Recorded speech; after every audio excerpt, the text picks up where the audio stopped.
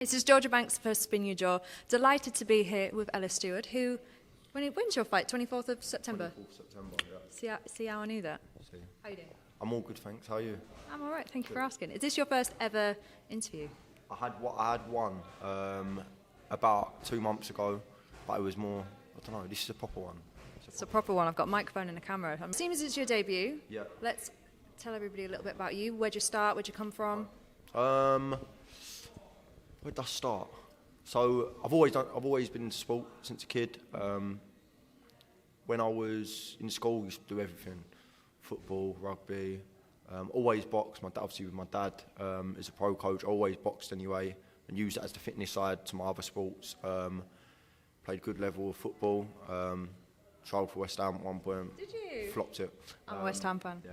Oh yeah, I don't like West Ham. Flopped it. Dad, just ignore what you just said.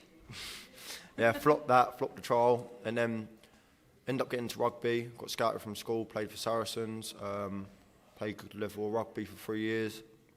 Was always a good runner. Yeah, just got into all different sports. From rugby, I went into boxing.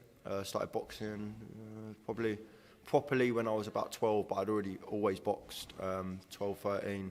You've been around the gyms. Yeah, been around the gyms. Had my first fight at 15. 14 or 15 for Repton. I had a couple of fights for them. I feel like every amateur wants to be a Repton fighter. Yeah, I don't know. My dad sent me down. His dad's originally from Bethnal Green, so he sent me down there. To go to Repton. So I went Repton and boxed there for a few years. It was all right. Yeah, I boxed. I didn't have the best decision in the first fight. Second one I won. I ended up leaving there and going to the same club that Linus boxes for, boxing a lot of away shows. And I sort of binned off boxing for a bit. Like I was hit and miss what I wanted to do. I went uni, which is. Do I look smart enough to go uni? Would you sit here and say, "Oh, Ellis is a uni boy"? Okay. Do you know who else has been to uni that's a boxer? Lawrence Coley. And Dan Aziz. Okay, so do I look clever enough to be a boxer? You can answer my question. Clever enough to be a boxer? Clever enough to go to uni? I mean.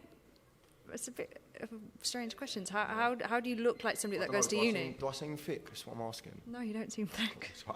That's all right then. All right, cool. We discovered that. So, yeah, I went uni for a bit. What did you study at uni? Sports science. Yeah. Exeter. I went to. Actually, I think.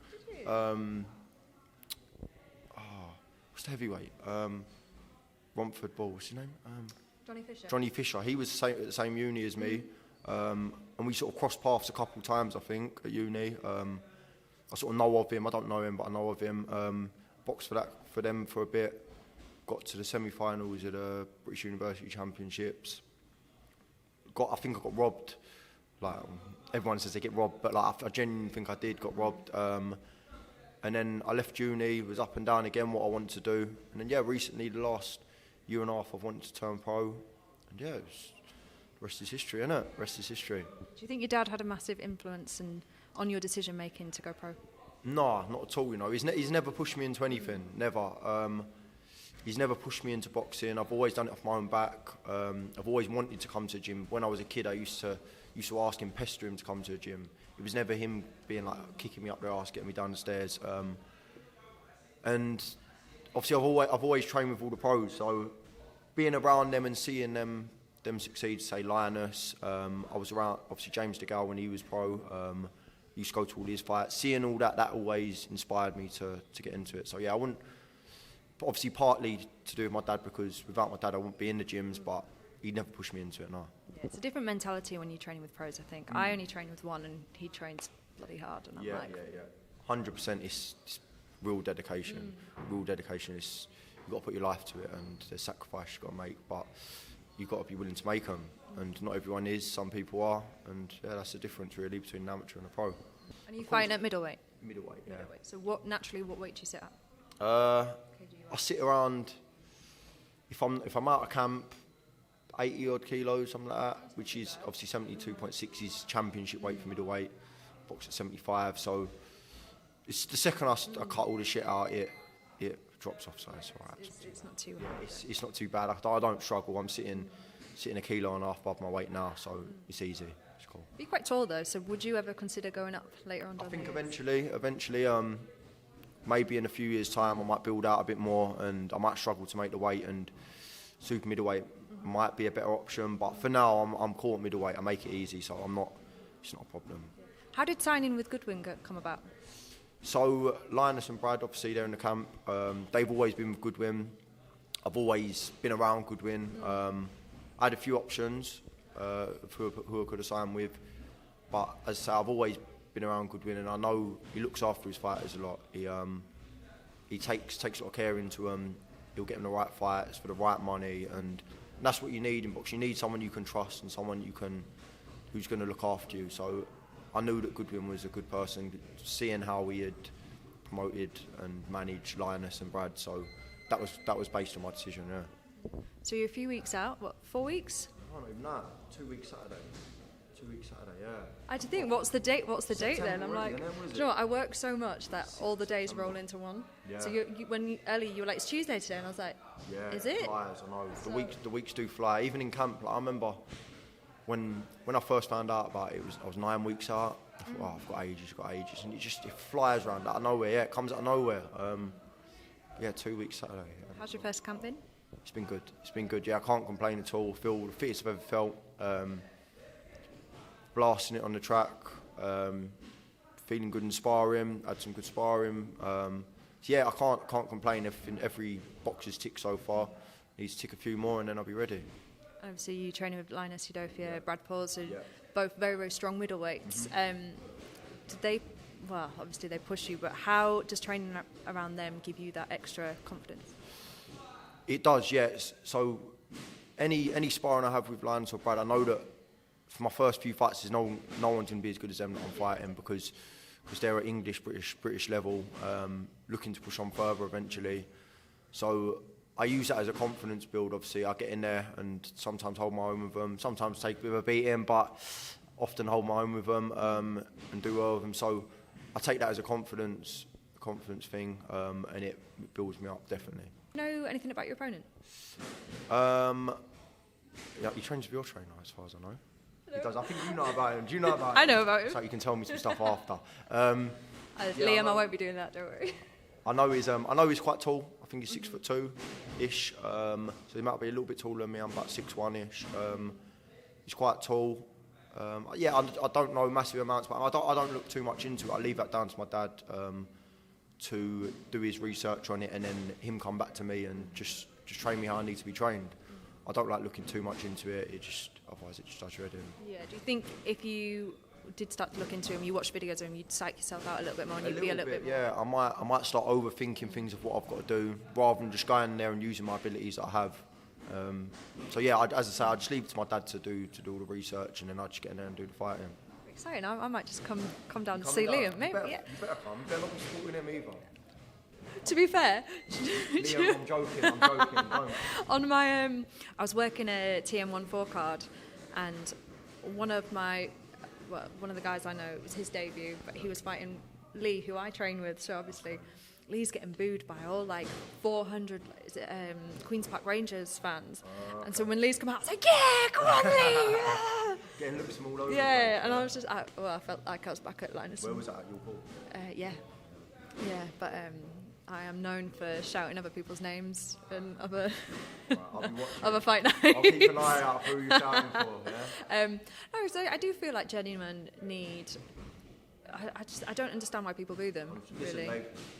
They without journeymen, the sport's nothing. They help everyone out so much.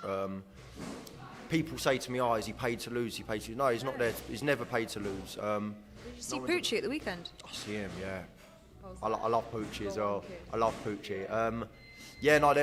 Without them, then who knows where boxing would be. They build people up. They're all good fighters. Believe it or not, they're very good. They have to be to 100%. Get through the rounds. Just take them through. Look at Jordan Granham. He's an amateur. Apparently, he's really good. And he was a good pro. It was just because of money that he took to become a journeyman. And I think that's a lot of it is that. Ticket selling, though, isn't it? If you can't sell tickets, and it's kind of guaranteed work. Yeah, it might be $1,000 here and there, 100%. Depending on where you're fighting.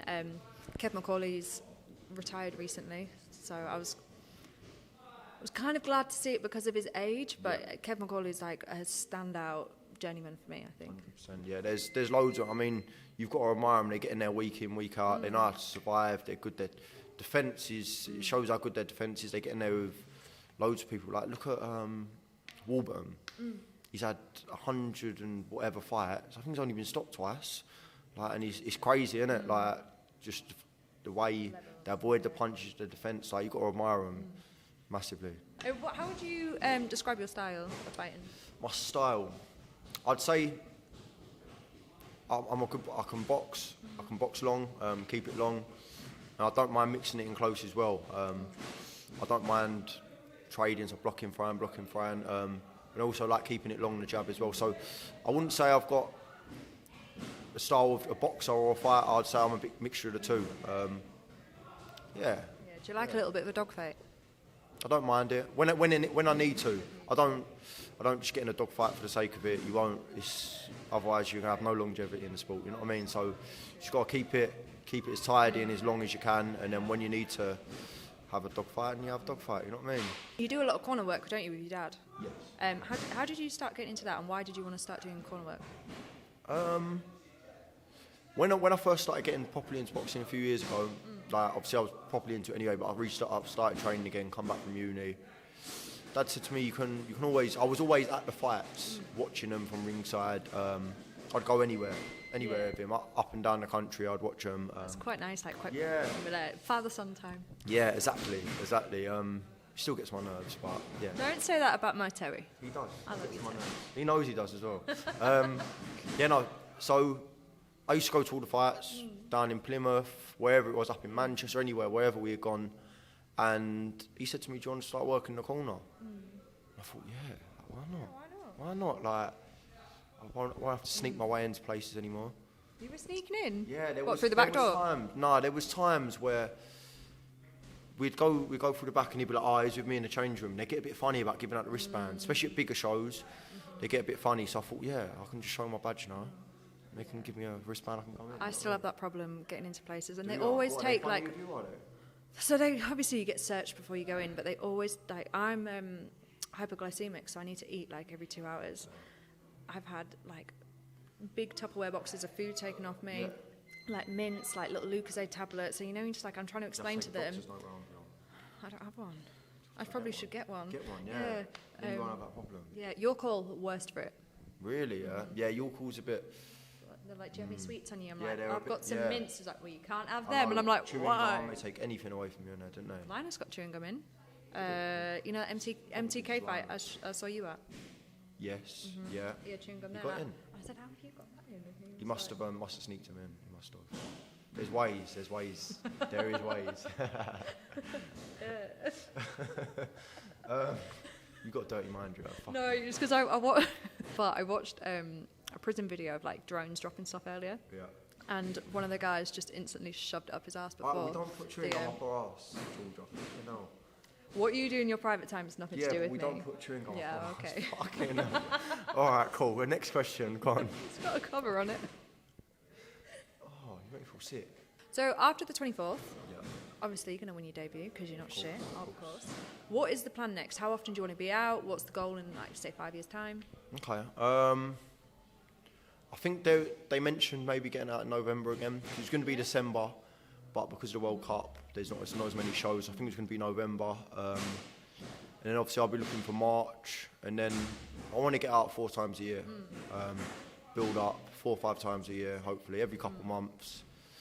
And yeah, just build my record up and see where things take me. I'm not going to put no time limit on it or any my time limit on anything or sit here and say I've got to have this and this time. I'm just going to go with the flow and just fight as much as I possibly can. How old are you, if you don't mind me asking? 23. Are you? 23, yeah. How old did you think I was? I don't know, I thought you were maybe more around my age because Linus is so old. That's why. No, I think it's just because, like, how Linus speaks about you is like, "Oh, yeah, El's my brother, da-da-da-da." Yeah, little brother. But he's never said little brother, so I was like, "Oh, yeah, you must be like..." How old are you the same age, Linus? No, I'm 26. 26 years Don't insult me. That's right. So you've got loads of time, basically. Yeah, plenty of time. I think it's a good age, so I didn't want to be too young. 23 is a good age, so I can build up for a few years, and then once I get to 26, 27, I can box in for titles and push on from there, hopefully. That's the plan anyway, just see how far I can go. I do feel sorry for the guys that turn over at, say, like 18 and have all this pressure on them. I think Hopi Price was one of them. He turned over at 18, wasn't it? And then I think, especially going for somebody like Matchroom, there's already a massive expectation on you. And push you on quick as well. yeah, and like, you know what people on the internet are like. It's like, this person's shit, he's not. Or like Campbell Hatton, he's not an exact replica of his dad, but now I think you can be burnt out quite quickly. When you start young, if you start at 18, come 24, you can be burnt out. And see, like Cheeseman, was he 26? Was he even 26? Yes. He's 26, and he's had a lot of fights and a lot of tough and fights. a lot of hard fights, isn't it? Exactly. So you can, like, by the time I'm 26, I won't even be touching the surface of how many fights he's had. So it's. What's he up to? Like 30? He's not up to 30, surely. No, he's got to be mid-20s, though, isn't he? Yeah. Mid-20s, 25, 26 maybe. It's a lot of fights for someone of that age, you know what I mean? Yeah. I think the only person I've seen do it is Canelo. It's only about 15, wasn't he?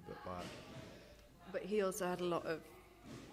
Canelo's Canelo, isn't he? He's Canelo. Fights. 100%, yeah, he's Canelo. Yeah. I do like Ted Cheeseman. He's like retired Cheeseman now, as well. isn't he? I don't know. I think I'm hearing rumours. Yeah, I think he's just said he wants to see what he wants to do. As far as I've heard from interviews, he wants to see what he wants to do and then make a decision. I think as well, like when you have family and kids to look after, and you do have to put yourself first and stop having so many hard fights. But I feel like we're so used to seeing him in those hard fights. If we saw him in an easy fight, we'd be like, this isn't a Ted we know. I think he can. Where he's so young still, he's got a bit of time to sit there and think about things. It's not like he's mid-30s and he's taken a year or a half to think about things. He's still mid-20s, isn't he? So same age you. So got plenty of time. What's funny? I feel like my time's running out. I'm not going to lie to you. I really do. It's not. It's like you don't get punched in the face while doing interviews, do you? So it's cool. Is it quite difficult to kind of, obviously you've always trained with your dad, but is it difficult to kind of separate the two and go home and have that actual father-son relationship rather than train a boxer? No, it's fine. I think because I've done it for so long now, my dad trained me since so young, I'm sort of used to it. Like, yeah, I'm pretty used to it. It's not like I sit there and tell my dad to F off and I don't want to do that exercise or anything like that. I just get on with it. Sometimes I can be moaned at and I can take it that he's giving it more to me because I'm his son, but I've got to sit there and appreciate it because he's just looking out for me as a son at the same time. But yeah, I know a lot of trainers that don't want their sons involved in boxing, but they're just like, no, I'm going to do it and I'm going to go far in it. And it is really like one or the other. They either have nothing to do with it or 100%. Everything to do with it. I think at first my dad, I don't know, you'd have to ask him, maybe he was a little bit funny because he was like, he sees the brutality of the sport, he sees it, it is, and unfortunately he had a boxer which passed away as well, he collapsed in the ring, and he passed away a week later, and that was when I was around 12, so at first I think he might have been a bit sceptical about it, which is fair enough, I understand that, but he couldn't keep me away from it. I was just always in the gym, always training, always pestering him, and he's, you know what I mean, I'm my own person, yeah, so he supported me in it and he helped me, so yeah, he's there for me in every step. Who's the hardest spar you've had? From this gym or any other gym? Hardest spar I've had? It's got to be Linus, when you're doing a few rounds with him, I think, yeah. Don't pick him up, pick somebody else because his head will explode. I'm bigging him up, just to piss you off, I'm bigging him up. As the rounds go on with Linus, you'll be all right for the first couple, then he starts to get his rhythm. He's relentless. He is. So I think probably Linus, as well as Brad, they're all tough spars. Would you like to finish up with anything else? Shout anybody out? I'd like to. Shout out to my sponsors, massive shout out to my sponsors. You've got like a I've got a main sponsor which is Venley Capital. It's a stock trading company. They're my main sponsor. So shout out to him, shout out to Chris. Massive shout out to G Lawrence Meat. They supply. I love a butcher's. Yeah. Like a 100%. They're Smithfield Market, so they sort me out on my meat. They're a massive help to my career. And a massive expense lifted as well, isn't it? When you're training so much, but you just pop to the butchers once a week and they just give you what you need. It's $1,000,000%. You've got, I'm mad. You've got Qantas Gallery, which... Bloody hell, you've got loads. I know, I've got Considering two more. you've only just turned over and you haven't had your debut yet. I can't appreciate everyone's support. Sorry, did you just say you've got 2 more? So that and 1 more, yeah. So that's like 4 or 5? 4, yeah. So I've got Qantas Gallery, which is it's an art gallery up London. It's in Shoreditch, keeping out there, very good for investments and all that. And I have Megatan Lounge, which is a sunbed shop in Debden. So if you need a sunbed, after go get a sunbed there. Have you seen how pale I am? We might need one then. Go on. I'm joking. Why? I'll come with you. We'll get a sunbed. I faked tanned yesterday and look how pale I am. We'll go get a sunbed after. Yeah. So they got 2 sunbed shops. They got one there and one in South Woodford. Massive shout out to them. And is that a big thing in Essex, sunbeds? Yeah, it is. Yeah. You get a lot of people getting sunbeds. Do you not have it around your area a lot? We do, but they're always like in casinos.